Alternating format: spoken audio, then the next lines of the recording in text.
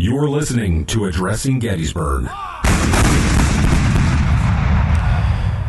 Keith Harris, ladies and gentlemen, he's the rogue historian. I'm sure some of you who follow me on Instagram are aware of him because you probably follow him as well, maybe even on Facebook. And maybe you even already listened to his podcast called The Rogue Historian Podcast, obviously. And he's a guy, you might recognize his voice, actually. If you don't listen to his podcast yet, you might recognize his voice from part 2 of episode 2 of narrative episodes of Addressing Gettysburg. He plays Professor Michael Jacobs. And we talk about that a little bit in the beginning. You know, I really like Keith. Every time we have a conversation, I always just enjoy it. The thing about Keith that's great is he is, I think, genuinely interested in understanding people he doesn't agree with necessarily, but just, or not even that, just understanding other people's perspectives on things. And I think, I strive to be that way. I wasn't always that way, but I think that's really the way everyone should try to be, because otherwise you see people as enemies, and I don't know, life can just be ugly, and it's too short to be ugly.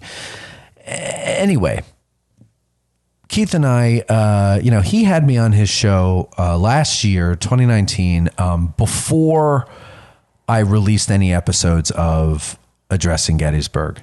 And I really appreciated that, and wanted to have him come on this show. And so I finally said, you know what, Keith, why don't you come on? Let's talk about your show and just talk. Let's just talk. He's like, what do you want to talk about? I said, I don't know. We'll just wing it. And he's like, all right, I like winging it. So we just winged it. And this is the winging. So have a listen. Enjoy it. And don't forget, follow the Rogue Historian on all the social media. Find his podcast, The Rogue Historian. You can go to theroguehistorian.com. He's a fascinating guy, great guy to talk to. I hope you enjoy listening to it. Here it is. Just so you know, it's recording, so don't say anything you don't want to accidentally leak out, which it won't. Oh, but, yeah, I'm completely transparent here. Good. So how's the? This is a family program. This is a family program, right? I mean, I can say bad words and stuff, or not. No. Yeah, no. This is for Patreon, so you can get away with more. It's like Patreon. You can, so you can curse. Patreon is my cable, and the other feed is network. So okay, well, not to be gratuitous about it or anything, but just in case it comes up, you never know. Yeah. No, right. It's fine. I had Robert Lee Hodge on the other day. Yeah, he's great. I had him on my show too. I know, and I listened to it, and I told him in the interview, I said that I don't listen to other people's podcasts as a rule, because I don't want to repeat or be accused of copying or stealing or anything like that. I mean, I'll listen to like Joe Rogan or something, but that's not the same. Yeah. It's not a history podcast. You know what I mean? Yeah. I said, but the whole interview with him was put together by my producer, and it was all very last minute. And I had never heard of the guy before, because I have Confederates in the Attic. It's just been sitting in a box with all these other books that I've yet to get to. So I've never read it. And at the risk of sounding like Michael Scott, read it. I own it. So anyway, I said, okay. One of the links that was sent to me was your interview with him. Mm-hmm. So I said, okay, I'll listen to this because, it's Keith, and I'll listen to like 5 minutes just to get a sense of the guy, and then, just take it from there. But I just thought that he was so fascinating to listen to, and you did a good job with him, because people like him are hard to talk to. Like, they're hard to conduct an interview with, because he's just so high energy and like all over the place and everything, super high energy, and he gets going. He's got he gets on a roll, and he'll segue that roll into some stuff. And I really enjoyed interviewing him. I had to bring him back a couple of times on a few Yeah. things, but he's super cool. And, I like that he's just honest about, his thoughts on stuff. And I appreciate that, Yeah. and it was interesting about, him is, and I didn't know this until I interviewed him, but his ancestors and my ancestors actually fought in the same unit. Oh, really? In the 16th Alabama. Yeah, it's a trip. So then they fought in the Western Theater of the War in Tennessee and Kentucky, and then finally, with Johnston's army in North Carolina, surrendering there. But I had no idea. I just saw a picture of him holding up the regimental flag, and I went, well, shit, that's I mean, my ancestors fought in there too. Enlisted from Northern Alabama in 1861. What a coincidence! Yeah, really. The 800,000 guys that serve in the Confederate Army. His ancestors and my ancestors are in the same unit. That's a pretty big coincidence. Were they in the same company? No, I have to look and see. I'm not 100% sure. And honestly, I think looking it up in the database, I'm not entirely sure which company my ancestors served in. I'd have to look again. The information is pretty sparse. I know that he was in it. I know that he was wounded at Shiloh. And then I know that he rejoined or was conscripted back into the Army, into the 26th Alabama towards the end of the war. Okay. So he started in one unit, ended up in another unit. And that's really all I know about him. But, one of these days I'll try to dig a little deeper and figure out what's going on with him. What's that movie? It was We Were Soldiers.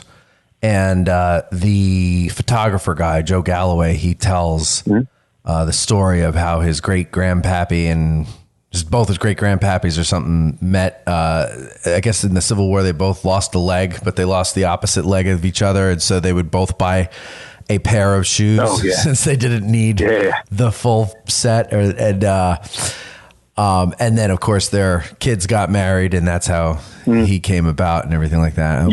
Yeah. Wouldn't it be funny if you were related to Robert because of a similar story, because they were in the same unit? I mean, it wouldn't surprise me, right? Yeah. I mean, these small communities. That's true. Yeah, these small communities in the 1860s, they didn't move around much. No. And they had a limited pool, Yeah. I know. From which to choose an appropriate mate. So maybe so. Yeah. I don't know. I'd have to do the genealogical stuff and see. Probably Maybe a distant cousin. Yeah, probably. Yeah, it could be. I one of my friends who from here, he's his family goes way back, like before the battle. And there's a lot of families that go way back before the battle. And there's, they're big names that are associated with the battle because their farms were part of the battle itself or the hospital or whatever. And he told me, he goes, when you get in with the families whose names you recognize from the history books and everything like that, he goes, we're all related somehow. like there's, there was a point where you just couldn't avoid cousins marrying cousins and things like that. And he goes, not so much anymore, but he goes, we're all still somehow related to each other, and it gets a little murky in that gene pool. But, and it makes sense because it's a small community, and, until recently you didn't go far. So of course, who are you going to marry? Your cousins. Yeah. That's true. And I listened to, just a couple of days ago, I listened in anticipation of this interview. I listened to the whole thing, the narrative, the Justin Gettysburg narrative. Oh man, it's good. Oh yeah. The production quality is really cool. I loved it. I like the, I've been meaning to get to it, and I just, with school and everything, I've been I've been really super busy, but I finally sat down and listened to the whole thing. I really liked it. Thank you. The sound effects and the other people who were doing the readings. I got to brush up on my acting chops. You got some real pros in there. I think you did I fine. sound pretty stiff. I thought I sounded pretty stiff, because you're always most critical of your own work. You are, yes. But I thought it was good. I thought I really liked it. No, I think I have no complaints about anybody's performance. I think everybody did exactly the way I pictured them and directed them to do, and that's great. I know you think you sounded stiff, but I wanted you to sound stiff because you're a professor. So I wanted that kind of like nose in the air type of stiffness. So that was good. So cool. No, my wife calls that my teacher voice. Yeah, that's what I wanted. I really don't say anything at all like that. But when I'm in my classroom or when I'm talking to my students, I always have this very sophisticated kind of, this sort of professorial tone. Right. And that's what I wanted. Crowns me for. Well, then that's what you got. Great. I love it. Now, did you just listen to your episode, or did you listen to all of them? I listened to that one. I need to go back and listen to the whole thing because you got a whole bunch of stuff on there that I want to check out. Yeah, there's 3 narratives because they take me 6 months to do. So I'm working on. See, there's episode 1, which starts at Antietam. And it goes through to Chancellorsville, to Jackson's death, actually. Then episode 2 picks up after Jackson's death, what Lee does with the army. That's part 1. Then part 2 of it is where you are. We get to know the town because that's going to be part of the stage for the coming battle. And I'm working on editing part 3, which basically picks up from where we leave off with the town after the Confederates leave it. Now we're going to leave the town and go back to the armies. Because I had to come up with some kind of a device to the army movements are so complicated, just because there's so many different units moving in different times, and this is a fluid situation, so everything's changing all the time. And I was like, this is going to bore the hell out of people, and frankly, I don't know if I can even comprehend it all enough to be able to then digest it and disseminate it out to people in a understandable way. So I was like, well, what do I have to do? Well, then I noticed, like, especially a lot of the female followers, they're really interested in the civilian stuff. And I never was. I like things that explode. Like, I like the destruction, you know? So I was never really interested in that. But if I'm studying to become a licensed guide, I have to know enough about the civilian experience here because people are interested in it. So I said, well, now I have reasons to learn about it. And I started learning about it. And then I became pretty interested in it myself, pretty fascinated by these people and the way they behave. It's just, you know, sociologically, psychologically, all these ogicles of just looking at them and how they behave in these situations. So then I figured, okay, well, why don't we do that? Let's introduce the town. And, you know, if I'm being honest, it was laziness on my part, but it was also really kind of a thing for the women, like because women like civilian stories and they don't care about military. I suppose men do too. You know, I always enjoy a good civilian story, but I see where you're coming from. Yeah. You know, my students, it's interesting. When I take my students to Gettysburg every year, and I had to cancel it this year because of this craziness thing here, but I had to cancel my trip, bummed me out. But my students always, they when they write their reflections at the end of the trip, they always talk about the town and they love the Jenny Wade House. Yeah, they love it. That's sort of like I take them and I've been working really hard this summer. I'm especially going to try to figure out all the moving parts of the military on the battlefield because it does get extraordinarily complicated. Sure. And I've been working really hard on that. And up to this point, I think I've got a pretty good handle on the first 2 hours of the battle. Okay, I've got a pretty good handle on that. But it's a good place to start. Those are the easiest.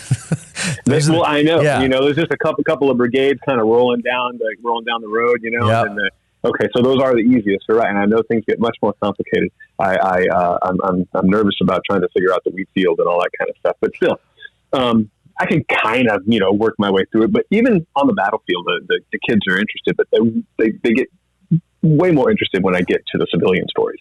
And so those, seem to get them more than anything else. So I'm going to read through some more stuff of Sarah Broadhead's work and Tilly Pierce's stuff on that, and like emphasize that. Yeah. For my assuming that I'm going to be going in 2021, have much more to do with that. I rely heavily on Sarah Broadhead and Tilly Pierce because Sarah Broadhead, she kept that diary. So it's like a day by day account, and it goes to after the battle as well. So that's good. But also Tilly Pierce. See, Tilly Pierce, some of the historians around here, they're like, meh, about Tilly. Not that she's lying, but the joke title of her memoirs is The Girl Who Saw Everything, or something to that effect. And, there's things that she couldn't possibly have known about or witnessed. But she's telling this story years later. I think it was for the benefit of her grandchildren. So she's an old woman when she's recounting all this stuff. So naturally she's going to get other people's accounts of things mixed in with stuff and whatever. But that's part of the thing that's interesting about history is what what happened versus what becomes the story, you know, and then. Hello, Getty's Nerds. It's Matt, and I hope you enjoyed that preview of our premium content that can now be found over at patreon.com. I just want to let you know that Addressing Gettysburg will always have free content for you to listen to in the forms of our narrative episodes like Antietam to Chancellorsville and the upcoming episode entitled Invasion, June 1863, appendix episodes, and our wildly popular Ask a Gettysburg Guide episodes. But episodes like Antietam to Chancellorsville take months to produce, as things are now. I hear from people almost every day asking how long until the next episode is finished. And the answer is, when I have the time, I can do it. Your support at Patreon can cut down the time it takes to produce an episode by months. Maybe you don't care about that. Maybe the Ask a Gettysburg Guide episodes are what you like, but they leave you wanting to learn more. Well, fear not. More is what Patreon is all about. Patrons receive access to new premium episodes each week.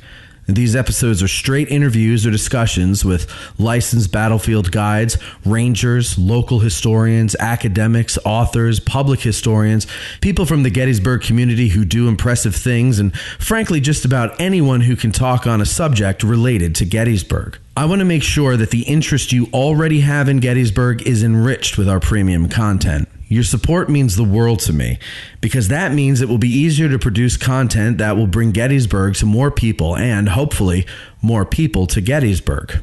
And the podcast episodes are just the beginning. So please go to patreon.com/addressinggettysburg. That's patreon.com/addressinggettysburg and become a patron. I thank you in advance.